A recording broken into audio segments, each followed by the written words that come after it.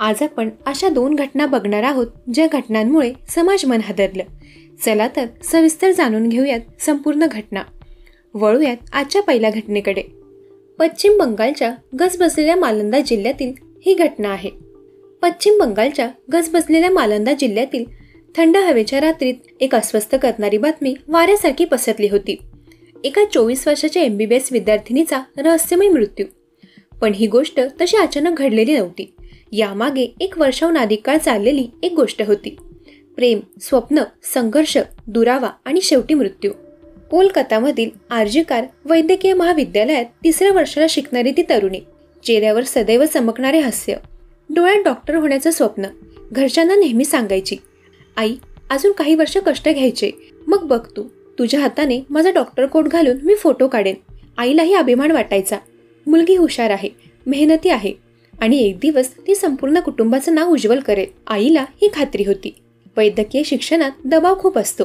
रात्री अभ्यास, प्रॅक्टिकल्स, हॉस्पिटलची ड्युटी. अशा वेळी आधाराची गरज भासते. मालदा मेडिकल कॉलेजमध्ये ज्युनियर डॉक्टर असलेल्या उज्ज्वल सोरेनशी तिची भेट झाली. सुरुवातीला दोघांमध्ये फक्त मैत्री होती, पण हळूहळू बोलण्यात रंग आले आणि शेवटी नातं प्रेमापर्यंत पोचलं. सुरुवातीला सर्व काही परिपूर्ण भासत होतं. उज्ज्वल तिच्यासाठी वेळ काढायचा, तिच्या अभ्यासातील अडचणी समजून घ्यायचा आणि भविष्याची स्वप्न रंगवायचा. आपण दोघं डॉक्टर होऊ, आपलं क्लिनिक असेल, अशा गप्पा त्यांच्या जगात रंग भरत होत्या. प्रेमाच्या या प्रवासात एक वेळ अशी आली की मुलगी गर्भवती झाली. त्या वयात, त्या अवस्थेत हा प्रसंग हादरवून टाकणारा होता. उज्ज्वलने तिला समजावलं, आता लग्न जमणार नाही, आपल्याकडे अजून करिअर आहे, अभ्यास आहे, आपण कोर्ट मॅरेज करू, पण थोडा वेळ दे. पण वास्तव कठोर असतं. गर्भ टिकू शकला नाही आणि गर्भपात झाला. त्या दिवसानंतर तिच्या मनात काहीतरी तुटलं. आईने तिच्या डोळ्यातील वेदना वाचली होती, पण मुलगी जास्त काही बोलली नाही. आईच्या मते त्यांनी एका मंदिरात लग्न केलं होतं. मुलीला वाटलं आता आपलं नातं सुरक्षित आहे. पण कोर्ट मॅरेजचा विषय निघताच उज्ज्वल दुरावू लागला. फोन कॉल्सला उशिरा उत्तर देणं, भेटीत थंडपणा आणि तिच्या स्वप्नातल्या भविष्याकडे न बघण्याची वृत्ती. तरीही मुलीने हार मानली नाही. तिच्या मनात अजूनही उज्ज्वलचं प्रेम होतं. तो फक्त गोंधळलेला आहे.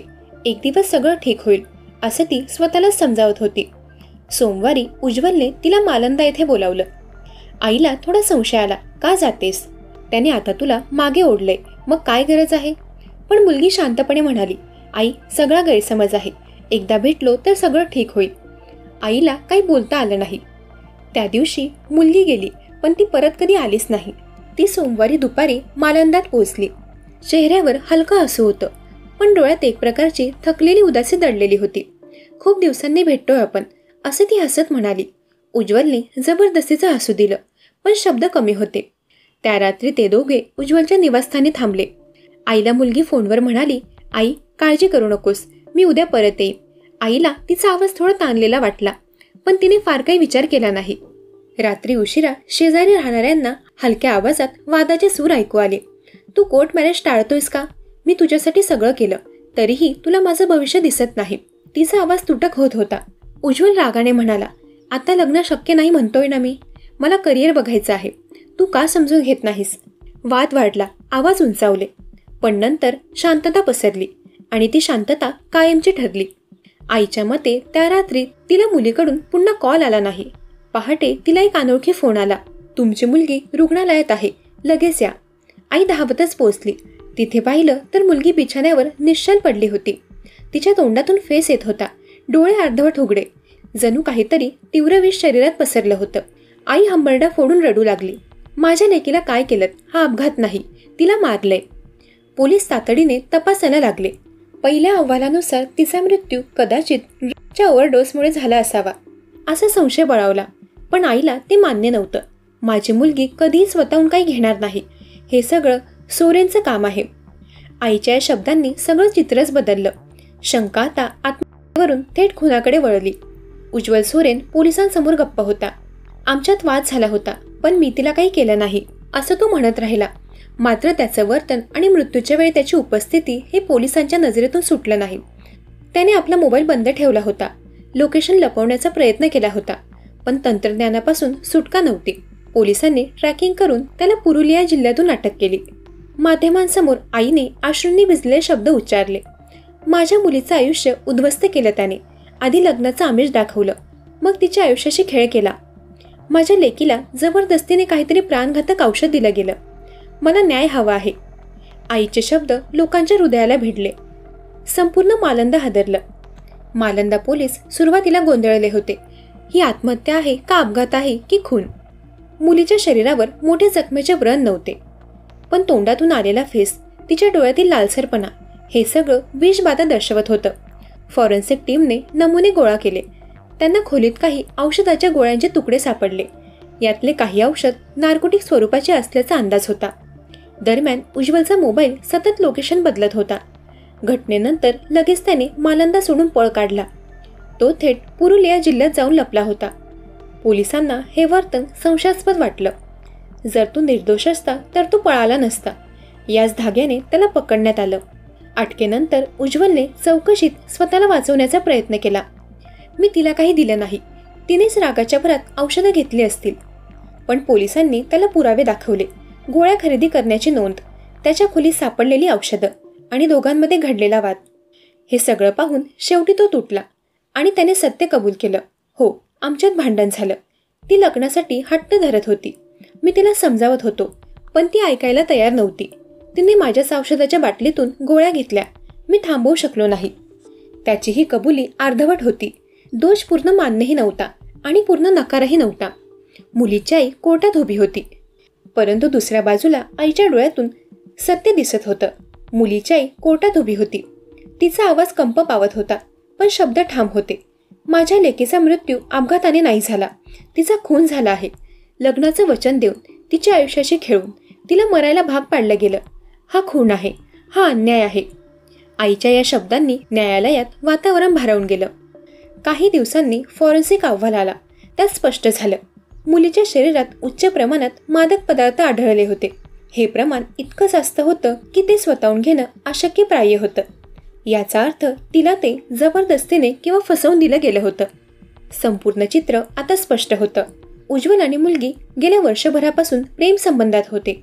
गर्भधारणा, गर्भपात आणि मंदिरातलं लग्न, या सगळ्यांमुळे मुलगी त्याच्याशी बांधली गेली होती. पण कोर्ट मॅरेजच्या विषयावरून उज्ज्वल दुरावू लागला. शेवटी मालंदात भेटल्यावर तिने हट्ट केला आणि वाद तीव्र झाला. त्या वादाच्या रात्री तिला प्राणघातक औषध देण्यात आली. आता हा प्रश्न राहिला की औषध तिने स्वतः घेतली की उज्ज्वलने जबरदस्तीने दिली. कायद्याच्या भाषेत दोन्ही परिस्थितीत जबाबदारी उज्ज्वलचीच ठरत होती. पोलिसांनी त्याला मालंदा न्यायालयात हजर केलं. 7 दिवसांची पोलीस कोठडी मिळाली. माध्यम, विद्यार्थी आणि स्थानिक जनता सगळे याकडे लक्ष ठेवून होते. आई अजूनही एकच म्हणत होती, माझ्या मुलीला न्याय मिळाला पाहिजे. हा खून आहे आणि खून करणाऱ्याला शिक्षा झालीच पाहिजे. 24 वर्षांची स्वप्नाळू मुलगी, जी डॉक्टर होऊन जग वाचवण्याचं स्वप्न पाहत होती, ती स्वतःचं आयुष्य वाचवू शकली नाही. एका अपूर्ण नात्याने, एका तुटलेल्या वचनाने तिच्या संपूर्ण भविष्याला पूर्णविराम लावला. संपूर्ण मालंदा आजही विचार करतं, ही आत्महत्या होती की खून? कायदेशीर भाषेत त्याचं उत्तर अजून शोधायचं आहे. पण आईसाठी उत्तर अगदी सोपं आहे. माझ्या लेकीला तिच्या प्रियकरानेच मारलं आहे. या घटनेतून एक गोष्ट खूप स्पष्ट होते. प्रेम फक्त भावना नाही, तर जबाबदारी असते.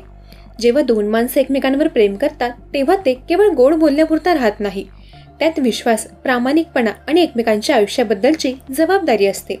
पण जर त्या नात्यात खोटं, फसवणूक आणि जबाबदारी टाळण्याची वृत्ती आली, तर ते नातं एखाद्याच्या आयुष्याचा नाश करू शकतं. या कथेतील तरुणीने तिचं सगळं मनापासून दिलं, पण तिचं आयुष्य खेळण्यात, टाळण्यात आणि जबाबदारी न घेण्यात संपवलं गेलं. एका क्षणाच्या दुर्लक्षाने, एका चुकीच्या निर्णयाने एक तरुण जीव गेला आणि एका कुटुंबाचं आयुष्य उद्ध्वस्त झालं. प्रेमात केवळ स्वप्न रंगवू नयेत, जबाबदारी स्वीकारायला तयार असलं पाहिजे. आणि जर ती जबाबदारी घ्यायची नसल्यास दुसऱ्याचं आयुष्य उद्ध्वस्त करण्याइतपत खेळ खेळू नये. आता वळूयात दुसऱ्या घटनेकडे. उत्तर प्रदेशातील अमेठी जिल्ह्यातील एक साधं गाव. या गावातील ती एक घटना लोकांच्या आयुष्यभर लक्षात राहील अशी ठरली. ही कथा आहे शिवशंकर प्रजापती आणि त्यांची पत्नी उमा यांच्या आयुष्याची. 2 मार्च 2025 मध्ये शिवशंकर आणि उमाचं लग्न धूमधडाक्यात झालं होतं. मोठ्या थाटामाटात बारात निघाली होती. नवरदेव घोड्यावर बसला होता आणि सगळी मंडळी उत्साहात होती. लग्नात सगळं व्यवस्थित झालं. जेवण, नाचगाणी, विधी सगळं काही सुरळीत पार पडलं. शिवशंकर आणि उमा एकमेकांच्या सोबतीने आयुष्य घडवतील असा विश्वास दोन्ही कुटुंबांना होता. पण लग्नाच्या आनंदमय वातावरणामागे काहीतरी काळं सत्य लपलं होतं, जे हळूहळू वर यायला लागलं. वैवाहिक जीवनाच्या सुरुवातीचे काही दिवस अगदी व्यवस्थित गेले, पण लगेचच घरात वादविवाद सुरू झाले. कारण एकच, उमा अजूनही तिच्या जुन्या प्रियकराच्या संपर्कात होती. ती सतत त्याला फोन करत असे, कधी गुपचूप भेटायलाही जात असे. हे शिवशंकरला लक्षात यायला उशीर लागला नाही. रात्री उशिरा मोबाईलवर होणारे मेसेजेस, फोन कट करणं, अचानक गायब होणं, या सगळ्यांमुळे त्याचा संशय पक्का झाला. शिवशंकरला अपमानाची भावना छळू लागली. लग्नानंतरही पत्नीचं दुसऱ्याशी असं नातं टिकून आहे, ही गोष्ट त्याच्या अहंकाराला आणि पुरुषाभिमानाला घाव घालत होती. सुरुवातीला त्याने उमाला समजावलं, पण उमा हट्टी होती. मी तुला सोडून जाणार नाही, पण माझा मित्र आहे, त्याच्याशी बोलण्यात काही चुकीचं नाही, असं ती म्हणायची. शिवशंकरच्या मनात राग, अपमान आणि निराशा यांचा ज्वालामुखी तयार होत होता. दरम्यान गावात अफवा पसरू लागल्या. उमा अजूनही तिच्या जुन्या प्रियकराशी भेटते, अशा चर्चा गावच्या चहाच्या टपरीवर, शेतात, गल्लीबोळात घुमू लागल्या. गावातील अशा चर्चा हीच एका माणसासाठी सगळ्यात मोठी शिक्षा असते. लोक काय बोलतात हीच भीती त्याला आतून पोखरत होती. शेवटी एका दिवशी शिवशंकरने धक्कादायक निर्णय घेतला. त्याने उमाच्या प्रियकराला गावात बोलावलं आणि लोकांसमोरच मंदिरात उमा आणि तिच्या प्रियकराचं लग्न लावलं. गावकऱ्यांना विश्वास बसत नव्हता. पती स्वतःच आपल्या पत्नीचं दुसऱ्या पुरुषाशी लग्न लावतोय, हे लोकांनी कधी पाहिलंच नव्हतं. कोणी म्हणत होतं हा माणूस वेडा झाला आहे का, तर कोणी म्हणत होतं याहून मोठा अपमान नाही. मात्र इथून खरी घटना सुरू झाली. लग्नानंतर अचानक परिस्थिती बदलली. उमा गावकऱ्यांसमोर आली आणि सगळ्यांना हादरवून सोडलं. ती म्हणाली, मला माझ्या पतीसोबत राहायचं आहे, मी स्वतःच्या इच्छेने दुसऱ्याशी लग्न केलं नाही, हे सगळं खोटं आहे. पोलिसांनी दबाव टाकून आमचं लग्न लावलं. उमाचं बोलणं ऐकून गाव हादरलं. उमा आणखी पुढे म्हणाली, माझ्या पतीचे दुसऱ्या स्त्रीशी संबंध आहेत, म्हणूनच तो मला अडकवण्यासाठी आणि माझ्या आयुष्याची वाट लावण्यासाठी असं करत आहे. शिवशंकरच मला फसवत आहे. पोलिसांनी देखील त्याला साथ दिली, आम्हाला मारहाण केली आणि जबरदस्तीने मंदिरात नेलं. हे ऐकताच लोक गोंधळले. जो माणूस गावात अपमान सहन करून स्वतःच्या हाताने पत्नीचं दुसऱ्याशी लग्न लावत होता, त्याच्यावरच आता पत्नीने आरोप केले होते. पोलिसांची भूमिका देखील संशयास्पद ठरली. गावात चर्चा सुरू झाली की पोलिसांनी खरंच दबाव आणला का, की ही उमाची नवीन युक्ती आहे. या सगळ्यात मात्र शिवशंकर शांत होता, पण त्याच्या डोळ्यात राग, दुःख आणि एक प्रकारचं निराशास्य होतं. तो म्हणाला, मी काय चुकीचं केलं, मी माझ्या पत्नीला तिच्या आवडीच्या माणसाकडे सोडलं, तरीही आज ती माझ्यावरच आरोप करत आहे. लोक द्विधा मनस्थितीत होती. काहींना उमाची बाजू खरी वाटत होती, तर काही म्हणत होते की उमा आता परिस्थिती वाचवण्यासाठी नाटक करत आहे. हळूहळू ही गोष्ट संपूर्ण परिसरात पसरली.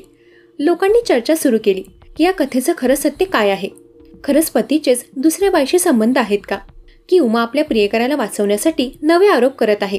पोलिसांचं नाव कसं आलं, त्यांनी खरंच जबरदस्ती केली का.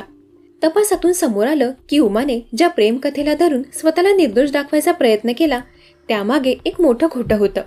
उमा आपल्या प्रियकरासोबत पळून जाण्याचा बेत आखत होती, पण पकडली गेल्यावर तिने स्वतःला वाचवण्यासाठी पतीवर आरोप केले.